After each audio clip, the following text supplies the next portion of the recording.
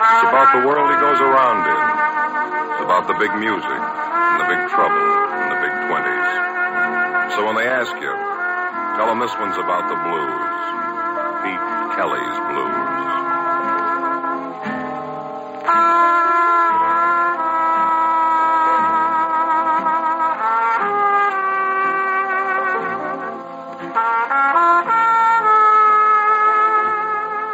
Pete Kelly's Blues, starring Jack Webb, with story by Joe Eisinger and music by Dick Cathcart.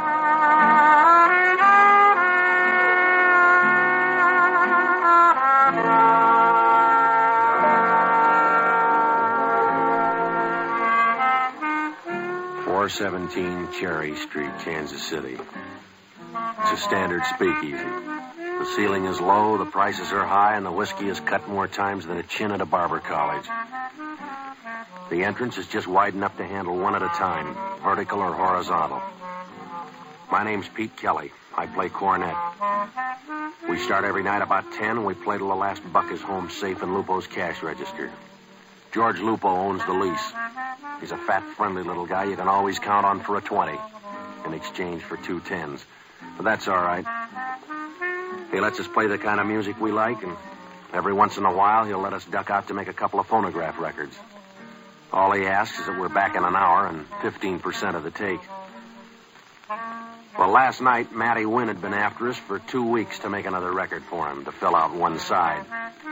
Matty ran a 2-turntable recording joint in a loft over on Baltimore. During the day, he'd keep busy making $2 personal records for the folks to send back home to the farm. At night, he'd rope a combo like ours to put out with some Dixie for the local market. We'd already pressed a few for his label under different names. The Spickersville Sparks, the Grundy Growlers, the KC Cats. Maybe you got 1 or 2 in your collection. Hold on to them. They're pure. Well, it was getting on to 11 when I pushed the tempo on the last number in the second set. Lupo glared at us as we hustled out. We packed up our instruments, we piled into a taxi in Red's Erskine coupe and slammed out for Baltimore Street and Matty's loft. Come on, I'll help you with the bake.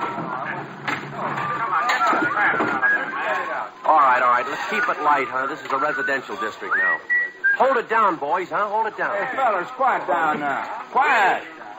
Pete? Who's that, Red? Looks like Zelda. Oh, Pete, I'm so glad I didn't miss you. Yeah, Zelda. I have to... Could I talk to you for a minute, Pete? All right, what's on your mind? Alone? I got a recording date, Zelda. I know, Pete. That's why I came here. We have to get back to 417. A minute, Pete? A half a minute. All right. Okay, Petey, we'll wait upstairs. All right, you guys, let's move. And Pete. Yeah, Red. We don't sound like much out of cornet. Make it snappy, huh? All right. All right, inside, Mo. Okay. Thank you, Pete. All right, come on, Zelda. Don't be mean, Pete. I've had my share of meanness. The way the newspaper... What did you expect? Rave notices for the way you divorced Matty to marry a hood like Johnny April? I have a right to live my own life. Sure, no matter whose life you kick to shreds doing it. I love Johnny, and he loves me. Oh, Pete, of all people, I thought you would understand, that you would... Now, look, Zelda. I like a guy named Matty Wynn. In my book, he didn't rate the kind of treatment you dealt him. You like a guy named Matty Wynn. How much do you really know All right, about... Zelda, just funnel this down. Now, what do you want? Matty refuses to see me, Pete. That figures. I want you to talk to him for me. Saying what? You and Matty, you always got on well together. He may listen to Now, you. look, Zelda, I got a job to do. Get to it. Matty's got a record that belongs to me. I want it. What kind of a record? It's a record you and the boys made once, June 9th. Well, you're beginning to make a lot of sense, Zelda. You'll understand, Pete. Just tell him I'll give him anything he wants for the record. You just tell him that, Pete. If you talk to him, maybe he'll... Now, look, Zelda, just for the book here. I never liked you much. I know, Pete. I think you were grief for Matty from the first day he met you until the day you dealt him the final foul. All right, now, why don't you just leave him alone? For Matty's sake, believe me, Pete. For his sake, I must have that record, and if you're a friend of his, Pete, you'll advise him to give it to me. All right. I don't know what you want with an old disc of mine, but if it's something you need, it's something Matty's better off without.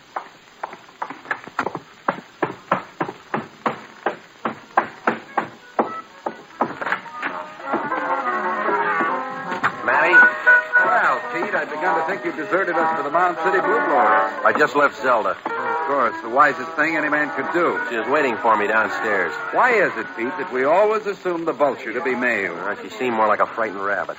Zelda, rabbit? Mink, yes, but never rabbit. All right, Matty, I'll tell you about it after the session, huh? All right, let's get it on the road, huh? Matty, what do you want us to do? Well, you just got one side to fill. Last time you did me singing the blues, we never did get a good take on Dixieland One Step. Okay, all right, come on, guys. Let's like each other, huh? Quiet down. All right, let's do Dixieland One Step. How you want to routine it, Petey? Well, let's see, like this. Everybody going in. Nick, slug those brakes solid. Matlock, you take the first little break on clarinet. Yeah. And Mo, you take the second and really blow it out, huh? Give me a And good... everybody in on the first chorus, huh? Yeah, that's right. And I'll take it for 16. Matlock, you take 16, everybody out. Good and bright, huh? Yeah, Petey. All right. Ready, Matty? Just a second. Okay, take it on the count, huh? All right, now, here we go. 4, 3, 2, 1.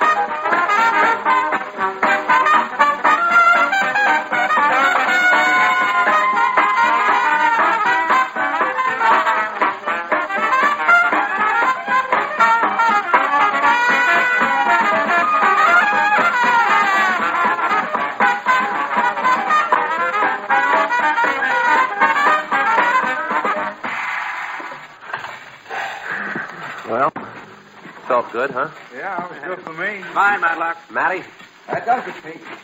All right, you can pack up. I'll see you back at 417, huh? You stand behind, Pete? Yeah, 10 minutes. Leave the Erskine for me, will you, Red? Sure. Look, Pete, you come here to take care of your business. Leave it that way, huh? Don't worry, Red. I aim to. Will you take my horn? Yeah. I'll see you later. All right. Come on. Nice, Pete. One solo seemed a little long for time, but I think we can get it all on.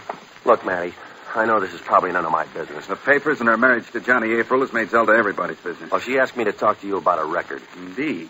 An old one of ours, June night. Yeah, June night. I remember it well, Pete. I always considered it a splendid achievement in jazz that should one day become a collector's item. Zelda doesn't know jazz from German measles and cares less, but she said she'd give you anything you want for that record. You can tell Zelda that she can purchase a copy of June night at Lambert's for 35 cents. Yeah, that's why I don't get it. And if you're fortunate, Pete, you never will. Forgive me, Pete. I don't mean to be sharp with you, but you're young and carefree. Stay that way. And if Zelda should again approach you, take a trip around the world to someplace else, but go.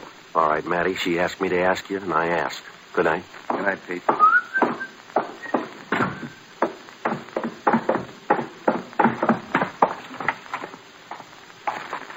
Hey, you Pete Kelly? Who wants to know?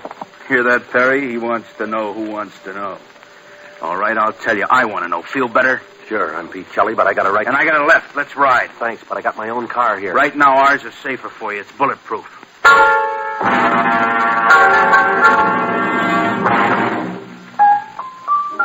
Well, I was going to tell him I didn't need a bulletproof car. He showed me the gun. It was a .45. I know how to admit it when I'm wrong. So we got into the bulletproof car. During the ride, I cased the two artillerymen. Except for their faces, I'd seen them a couple of times before.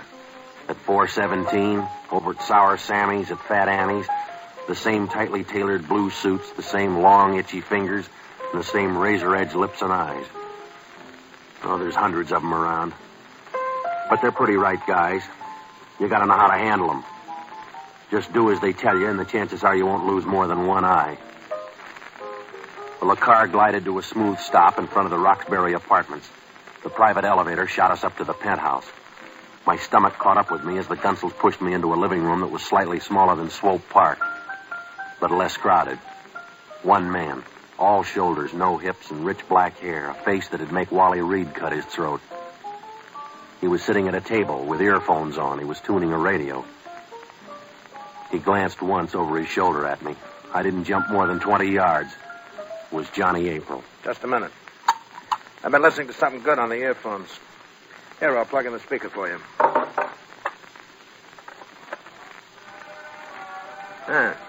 You hear that music?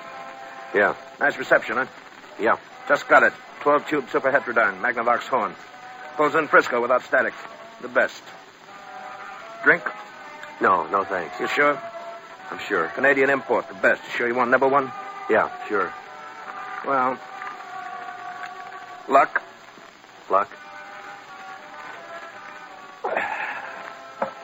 Yeah, it's good stuff. Got a jolt, the best. You know who I am? Yeah. You sure? Sure. What's my name? April.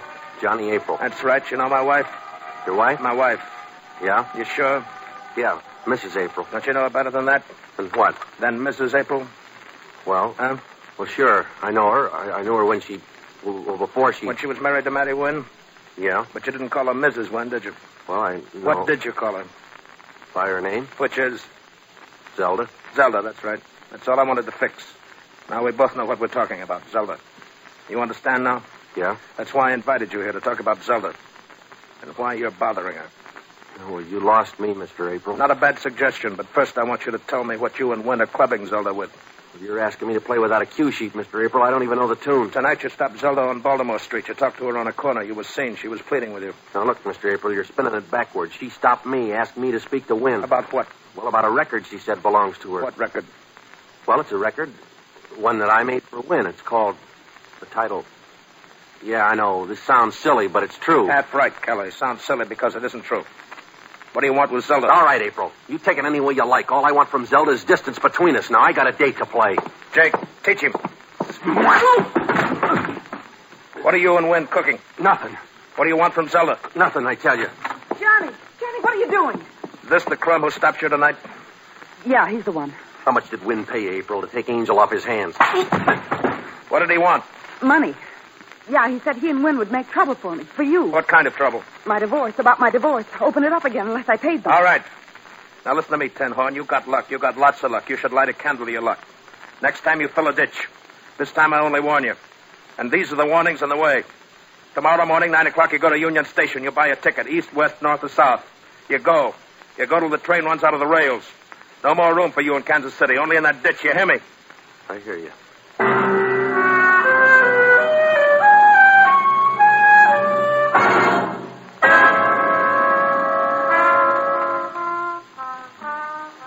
Well, Jake and Perry drove me back to the Erskine.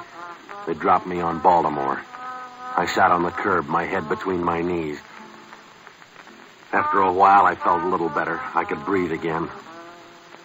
The lights were still on up in Matty's loft. He was probably working on the master. While I navigated the long flight of stairs, trying hard to hold back the sudden anger kicking up in me. It wasn't Matty's fault. He'd warned me about Zelda. No use to take it out on him. Well, I went into the loft and made an effort to hold it down. But it was a wasted effort.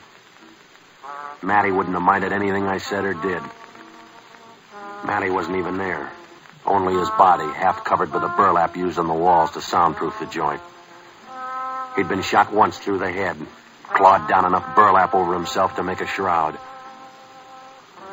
I picked up the phone in the office, gave Central the number of Sour Sammy's joint, and waited for Sammy to see if Barney Ricketts was under his favorite table.